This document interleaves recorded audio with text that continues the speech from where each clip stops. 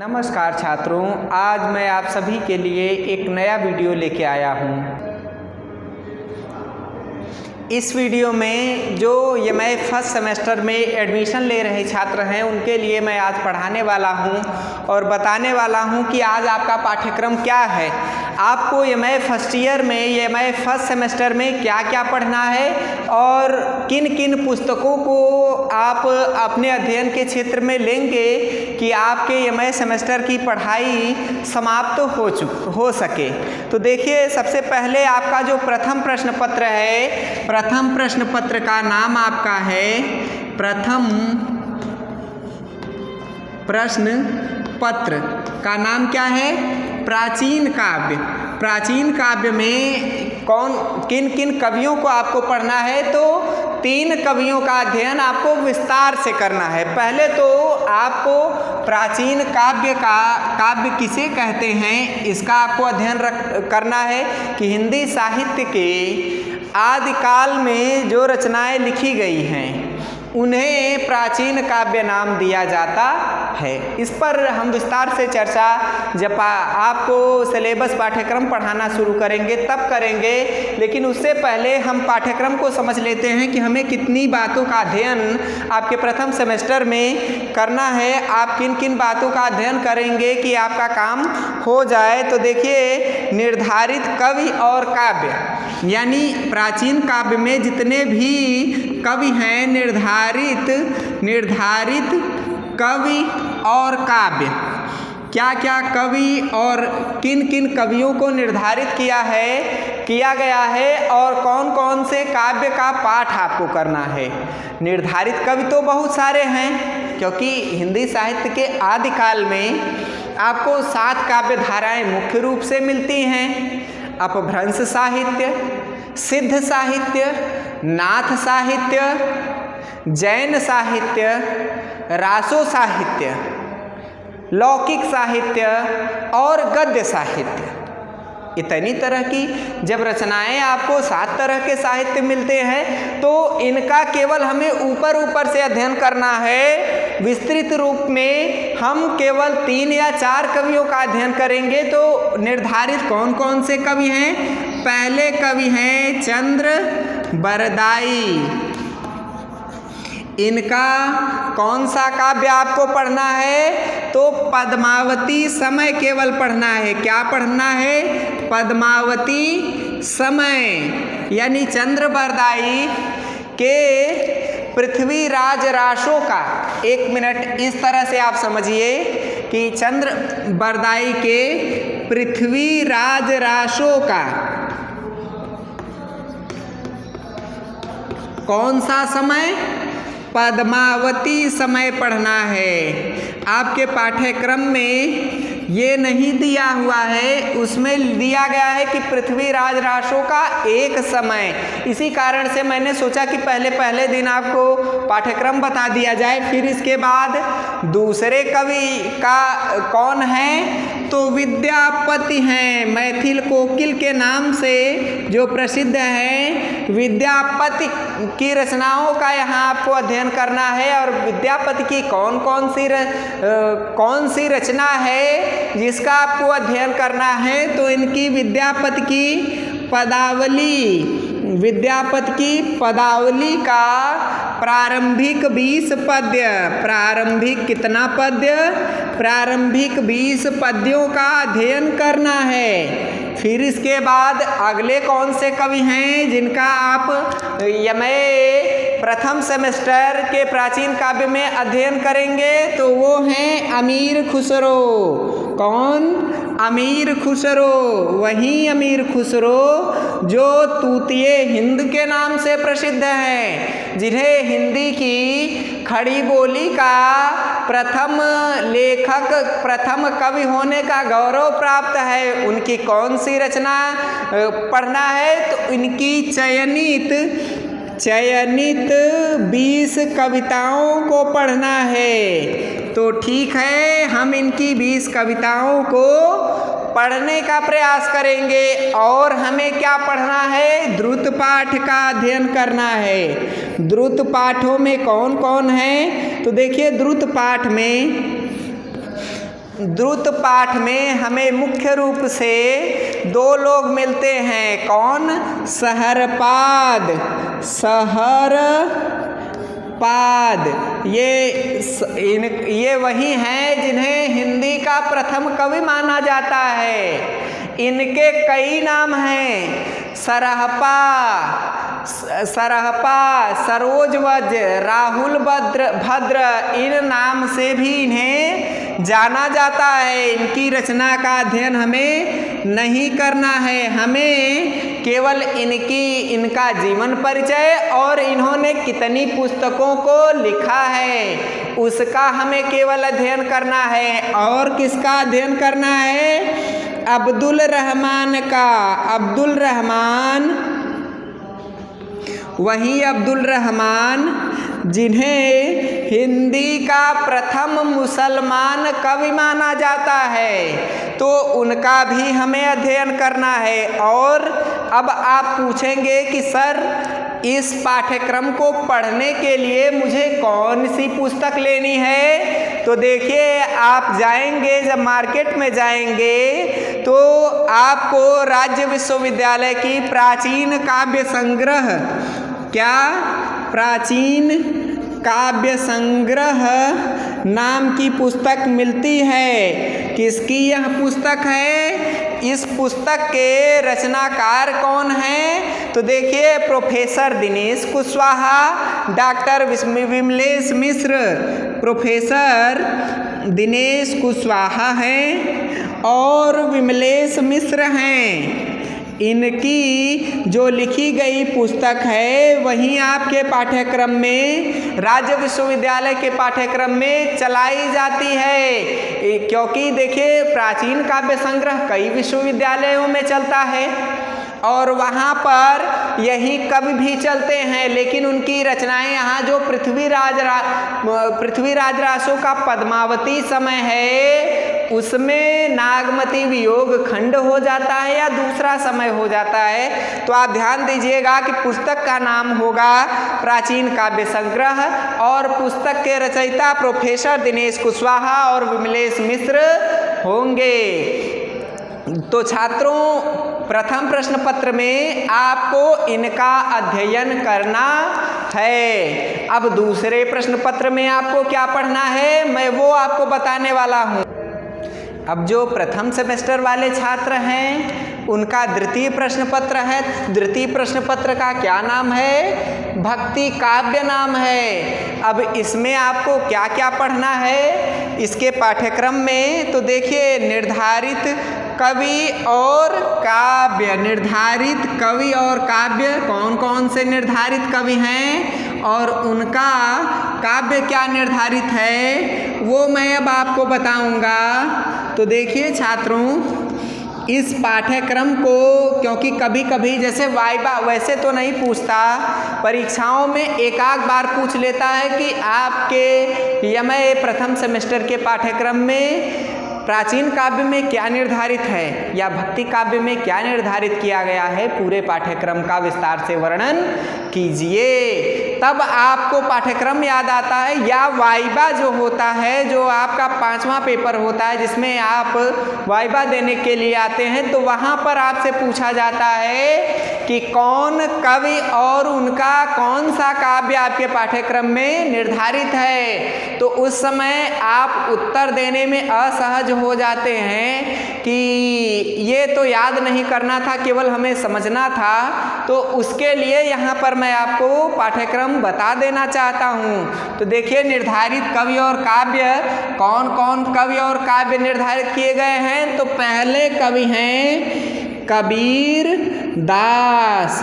कबीर दास का क्या आपको पढ़ना है? इनकी साखियाँ, कितनी साखियाँ? 25 साखियाँ पढ़नी हैं। और कितने पद पढ़ने हैं? 10 पद पढ़ने हैं। तो देखिए, एक विस्तृत सिलेबस, एक विस्तृत पाठ्यक्रम आपका दूसरा प्रश्न पत्र है जिसमें आपको 25 कबीरदास की साखियाँ और 10 पदों का अध्ययन करना है। किसमें से? इनकी कबीर ग्रंथावली में से। किसमें से? कबीर ग्रंथावली में से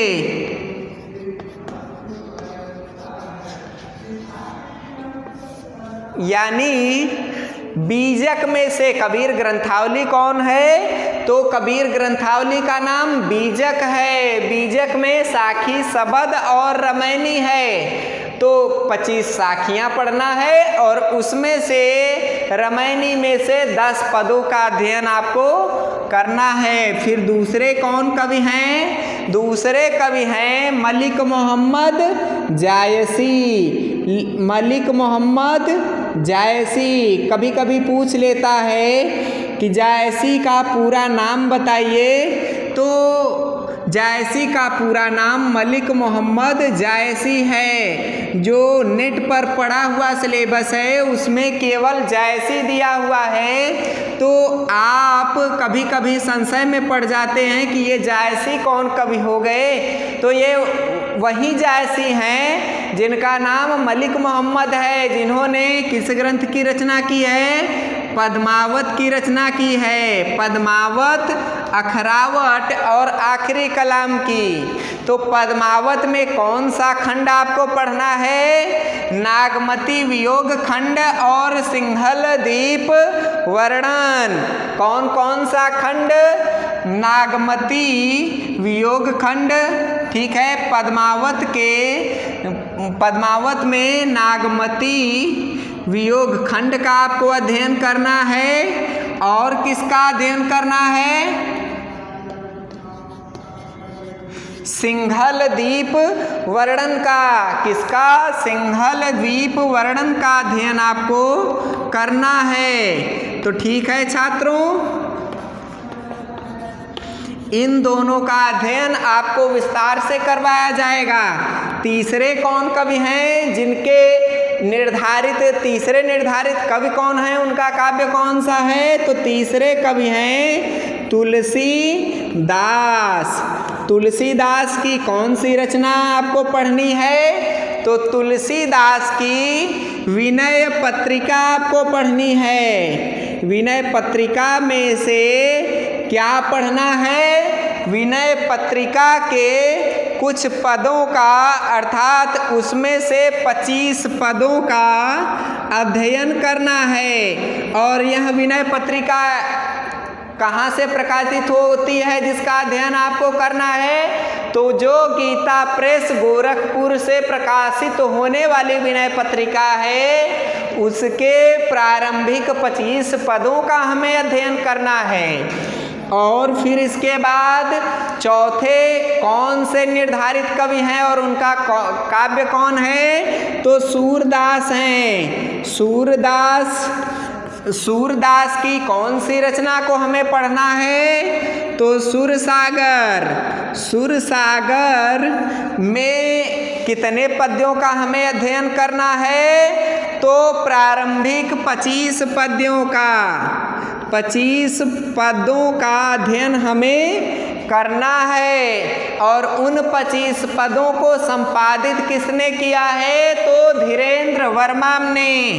फिर इसके बाद हमें किसका अध्ययन करना है? द्रुत पाठ का अध्ययन करना है। द्रुत पाठ में कौन कौन से कवि हैं जिनका हमें अध्ययन करना है? तो वो हैं मीराबाई और रहीम। मीराबाई और रहीम, इन दोनों का अध्ययन हमें करना है। मीराबाई कौन है? जो भगवान श्री कृष्ण की अगाध लीला का माधुर्य पूर्ण वर्णन करती हैं और माधुर्य भक्ति की परिचायक हैं। और रहीम कौन है? अकबर के दरबार के नवरत्नों में शामिल रहीम हैं, जो अकबर के सबसे समझदार सेनापति बैरम खां के पुत्र थे। उनका हमें अध्ययन करना है। तो देखिए छात्रों, इसमें से अब ये जो पाठ्यक्रम हो गया, इस पाठ्यक्रम में से कितने प्रश्न आपकी परीक्षा में आएंगे? तो निर्धारित कवि और काव्य में से देखिए, कवियों के काव्यों में से सभी में से एक एक पद्य आपसे पूछे जाएंगे जो 10-10 नंबर के होंगे, यानी 40 नंबर का पद्य पूछा जाएगा। और फिर इसके बाद इन चारों कवियों में से 2 प्रश्न विस्तृत उत्तरीय पूछे जाएंगे 20-20 नंबर के। तो ये हो गया। और फिर इसके बाद द्रुत पाठ और इन कवियों को मिला करके सबसे 2-2 प्रश्न 2-2 नंबर के पूछे जाएंगे, 10 प्रश्न पूछे जाएंगे इनसे, ठीक है। फिर इसके बाद हम अगले पेपर की ओर आपके चलते हैं, आपके तृतीय प्रश्न पत्र की ओर, कि तीसरे प्रश्न पत्र में क्या आपको पढ़ना है उसकी ओर चलते हैं। उसकी ओर चलें उससे पहले हम ये जानने का प्रयास करेंगे कि द्वितीय प्रश्न पत्र के लिए कौन सी पुस्तक आपको खरीदनी है। तो आपको पुस्तक खरीदनी है, भक्ति काव्य नाम की पुस्तक खरीदनी है। और उसके लेखक कौन होने चाहिए? तो उसके लेखक हैं प्रोफेसर सदानंद शाही। कौन? प्रोफेसर सदानंद शाही। और कौन? डॉक्टर पवन अग्रवाल। इन दोनों की जो सहयोग से तैयार हुई पुस्तक है, उसी पुस्तक को आपको खरीदना है। भक्ति काव्य में से इन्हीं भक्ति काव्य नाम की पुस्तक, जिसके लेखक सदानंद शाही और डॉक्टर पवन अग्रवाल हैं, इसको जब आप खरीदेंगे तब आपकी सही पुस्तक इस पाठ्यक्रम से संबंधित होगी। और अगर आप कवियों को मिलाकर खरीद लेते हैं तो आपको समस्या पैदा हो जाएगी, जिसमें कबीर दास तो होंगे लेकिन वो 25 साखियाँ और 10 पद दूसरे होंगे। मलिक मोहम्मद जायसी तो होंगे लेकिन पद्मावत का दूसरा कोई खंड होगा, सिंघल द्वीप वर्णन न हो करके दूसरे किसी द्वीप का या दिल्ली वर्णन इत्यादि हो जाएगा। तो ठीक है, आप इस पुस्तक का अध्ययन करेंगे। फिर इसके बाद तीसरा प्रश्न पत्र आपका क्या है? आपका जो तीसरा प्रश्न पत्र है, तीसरे प्रश्न पत्र का क्या नाम है? तो तीसरे प्रश्न पत्र का नाम रीति काव्य संग्रह है। पहले प्रश्न पत्र का नाम भक्ति काव्य, दूसरे प्रश्न पत्र का पहले प्रश्न पत्र का नाम प्राचीन काव्य, दूसरे प्रश्न पत्र का नाम भक्ति काव्य, तीसरे प्रश्न पत्र का नाम रीति काव्य संग्रह।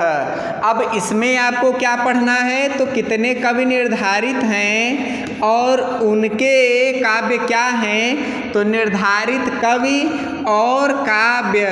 तो निर्धारित कवि जिनके काव्यों का अध्ययन करना है वो 3 ही इसमें निर्धारित हैं। कौन? पहले कवि हैं केशव दास। कौन केशव दास? जो कठिन काव्य के प्रेत माने जाते हैं। कठिन काव्य के प्रेत के रूप में प्रसिद्ध केशव दास। इनकी कौन सी रचना है? रामचंद्रिका। यह रचना इन्होंने क्यों लिखी? क्योंकि इनके ऊपर यहाँ आरोप लगाया गया था कि ये केवल काव्य निर्माण कर सकते हैं, काव्य सिद्धांतों का और काव्य कृतियों को नहीं लिख सकते हैं। अतः इन्होंने एक रात में इस कृति की रचना की, रामचंद्रिका की इन्होंने रचना की। इसके 20 छंदों का, कितने छंदों का? 20 छंदों की व्याख्या पढ़नी है। ठीक है, कितने छंदों की? 20 छंदों की व्याख्या पढ़नी है। फिर इसके बाद दूसरे निर्धारित कवि कौन हैं? तो बिहारी हैं। बिहारी कौन? बिहारी वही बिहारी जिन्होंने 700 दोहों की रचना की है, जिनकी बिहारी सतसई प्रसिद्ध है। तो बिहारी सतसई को बिहारी रत्नाकर भी कहते हैं। तो बिहारी रत्नाकर या बिहारी सतसई के कितने दोहों का आपको अध्ययन करना है? तो 30 दोहों का। कितने दोहों का? 30 दोहों का अध्ययन आपको करना है। और यह किनसे उस बिहारी रत्नाकर का अध्ययन करना है जिसे जगन्नाथ दास रत्नाकर ने संपादित किया है। उस बिहारी रत्नाकर का हमें अध्ययन करना है, दूसरे द्वारा संपादित नहीं। तीसरे कौन कवि हैं जिनका आपको अध्ययन करना है? तो घनानंद हैं। कौन घनानंद? वही घनानंद जो सुजान के प्रेम में लिप्त थे, वही घनानंद, और जिन्होंने अपनी मृत्यु के समय मोहम्मद शाह रंगीले के ऊपर आक्रमण किए हुए आतताइयों द्वारा जब इनसे जर यानी धन मांगा गया तो इन्होंने जर यानी उनके ऊपर धूल फेंका था। वही घनानंद हैं जिन्हें हिंदी साहित्य में प्रेम की पीर भी माना जाता है। इनके किस ग्रंथ के कितने दोहों का अध्ययन करना है? तो घनानंद कवित्त के 15 दोहों का अध्ययन करना है। घनानंद कवित्त के 15 पदों का अध्ययन आपको करना है, या 15 दोहों का अध्ययन आपको करना है। फिर इसके बाद अब निर्धारित कवि और काव्य तो हो गए, अब द्रुत पाठ की बारी है। द्रुत पाठ में किसे किसे आपको पढ़ना है? तो द्रुत पाठ में हमें कुछ महत्वपूर्ण कवियों को पढ़ना है। तो वो महत्वपूर्ण कवि कौन कौन से हैं? देव हैं, और कौन हैं? पद्माकर हैं। देव हैं और पद्माकर, इन दोनों की रचनाओं का और इनके व्यक्तित्व तथा कृतित्व का अध्ययन करना है। अब इन सभी को पढ़ने के लिए कौन सी ऐसी पुस्तक होगी जिसे आप चाहेंगे खरीदना, और खरीद कर आप एक ही पुस्तक में इन सभी कवियों का अध्ययन कर पाएं? तो वो पुस्तक होगी छात्रों रीति काव्य संग्रह। कौन? रीति काव्य संग्रह नाम से पुस्तक छपी है। रीति काव्य संग्रह नाम से पुस्तक छपी है। और इसके रचनाकार कौन है, लेखक कौन है? तो प्रोफेसर चित्तरंजन मिश्र, और कौन हैं? और हैं प्रोफेसर दिनेश कुशवाहा। प्रोफेसर दिनेश कुशवाहा ने इस पुस्तक को लिखने का कार्य किया है। तो आप इन पुस्तकों को खरीद कर एमए प्रथम सेमेस्टर वाले छात्र लाभ उठा सकते हैं। तो पहले पेपर का पाठ्यक्रम आपने देख लिया, दूसरे और तीसरे। अब हम चलते हैं चौथे पेपर के पाठ्यक्रम। अब चौथा जो आपका प्रश्न पत्र है उसका क्या नाम है? तो चौथे प्रश्न पत्र का नाम है आधुनिक गद्य। क्या नाम है? आधुनिक गद्य। आधुनिक गद्य में क्या क्या पढ़ना है? उसका पूरा नाम क्या है? तो निबंध एवं नाटक, यानी निबंधकारों और उनके निबंधों को पढ़ना है, और नाटककारों और उनके नाटकों का हमें अध्ययन करना है। तो चलिए, निर्धारित पाठ्यक्रम में क्या क्या कौन कौन से निबंध निर्धारित हैं, निबंधकार निर्धारित हैं। तो पहले निबंधकार हैं सरदार पूर्ण सिंह। कौन है? सरदार पूर्ण सिंह। उनका कौन सा निबंध आपको पढ़ना है? आचरण की सभ्यता। आचरण की सभ्यता आपको पढ़ना है। फिर इसके बाद अगले कौन से निबंधकार हैं जिनके निबंध का आपको अध्ययन करना है? तो अगले निबंधकार हैं आचार्य महावीर प्रसाद द्विवेदी। कौन महावीर प्रसाद द्विवेदी? आचार्य महावीर प्रसाद द्विवेदी, जिनके नाम के आधार पर ही द्विवेदी युग का नाम पड़ा था। महावीर प्रसाद द्विवेदी वही हैं। तो आचार्य महावीर प्रसाद द्विवेदी के कौन से निबंध का अध्ययन आपको करना है? तो कवि कर्तव्य नामक निबंध का आपको करना है अध्ययन, जिसमें कवि के कर्तव्यों को महावीर प्रसाद द्विवेदी ने बताया है कि कवि का क्या कर्तव्य है। रस छंद अलंकार विधान के अंतर्गत कवि कैसी रचना लिखने के लिए उद्धत हो और वर्तमान में कैसी रचनाओं की आवश्यकता है। तो लेखकों को वर्तमान परिस्थिति का ज्ञान कराकर कविताएं लिखने के लिए प्रेरित करने वाले महावीर प्रसाद द्विवेदी थे और इन्होंने कवि कर्तव्य नाम से निबंधों को लिखा है। फिर इसके बाद अगले कौन है? तो अगले निबंधकार आचार्य रामचंद्र शुक्ल हैं। कौन है? आचार्य रामचंद्र शुक्ल हैं। इनका कौन सा निबंध हमें पढ़ना है? तो आचार्य रामचंद्र शुक्ल का हमें लोभ और प्रीति निबंध पढ़ना है। लोभ और प्रीति। इस निबंध में आचार्य रामचंद्र शुक्ल ने लोभ हमें कब आता है और प्रीति हमें कब आती है, इसका मनोवैज्ञानिक चित्र प्रस्तुत किया है। फिर इसके बाद हमें अगले और कौन निबंधकार हैं जिनके निबंध का अध्ययन करना है? तो अगले निबंधकार हैं आचार्य हजारी प्रसाद द्विवेदी। आचार्य हजारी प्रसाद द्विवेदी। कौन द्विवेदी? वो द्विवेदी जिन्होंने कि भारतीय प्राचीन सभ्यता को लेकर उपन्यास लिखे हैं।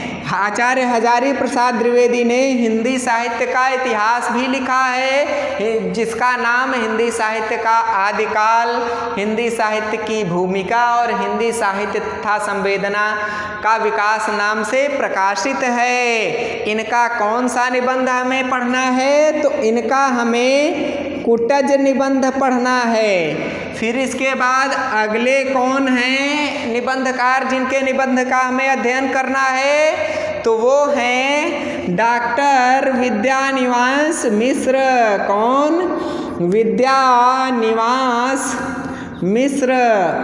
इनका कौन सा हमें निबंध पढ़ना है? इनका हमें पढ़ना है परंपरा बंधन नहीं। परंपरा कोई बंधन नहीं होता, इस बात को इन्होंने इस निबंध में बताने का प्रयास किया है। फिर अगले निबंधकार कौन है? तो अगले निबंधकार कुबेरनाथ राय हैं। कुबेरनाथ राय जो हैं, इन्होंने जो आप बीए में पढ़े हुए हैं, तो बीए में पढ़े निबंध तुम चंदन हम पानी जो निबंध आपने पढ़ा है, उस निबंध और इनको आपने हाई स्कूल में निबंधकार के रूप में पढ़ा है। इनका निर्वसन और प्रिया नीलकंठी पढ़ना है। कौन सा निबंध आपको यहाँ पढ़ना है? निर्वसन या निर्वासन और प्रिया नीलकंठी। तो इस निबंध का अध्ययन मैं आपको करवाऊंगा और आप ध्यान से ऑनलाइन क्लासों में बने रहा करिए। निर्वसन और प्रिया नीलकंठी निबंधों को हमें कुबेरनाथ राय के निबंधों को पढ़ना है। फिर इसके बाद आपको और कौन पाठ्यक्रम में हैं जिनके नाटकों को पढ़ना है? तो देखिए छात्रों, इस आपके नाटकों के विभागों में हमें 2 नाटकों का अध्ययन करना है। एक जयशंकर प्रसाद का स्कंदगुप्त नाटक, जयशंकर प्रसाद का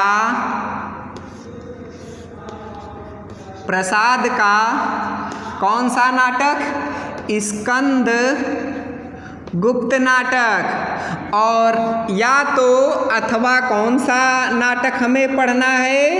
अथवा आधे अधूरे नाटक पढ़ना है। किसका है यह? मोहन राकेश का नाटक है। तो जैसे आधे अधूरे नाटक में मोहन राकेश ने व्यक्ति की वर्तमान स्थिति का चित्रण किया है कि एक ही घर में रहने वाले लोग किस तरह से एक दूसरे से अलग प्रवृत्ति का अनुपालन करते हुए रह रहे हैं। फिर इसके बाद द्रुत पाठ में आपको किसका किसका अध्ययन करना है, तो द्रुत पाठ में आपको 2 निबंधकारों का अध्ययन करना है और उसके साथ साथ आपको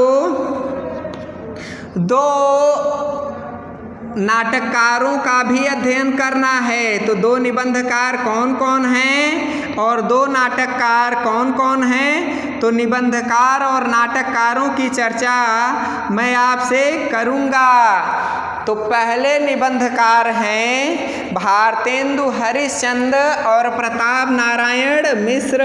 कौन हैं, भारतेंदु जी, भारतेंदु हरिश्चंद्र। ये कौन हैं, ये भारत के इंदु हैं जिन्होंने हिंदी साहित्य को साहित्यिक रूप प्रदान करने का कार्य किया और भारतेंदु युग के प्रवर्तक भी हैं। और किसका आपको पढ़ना है, प्रताप नारायण मिश्र के निबंध का अध्ययन आपको करना है। ठीक है छात्रों।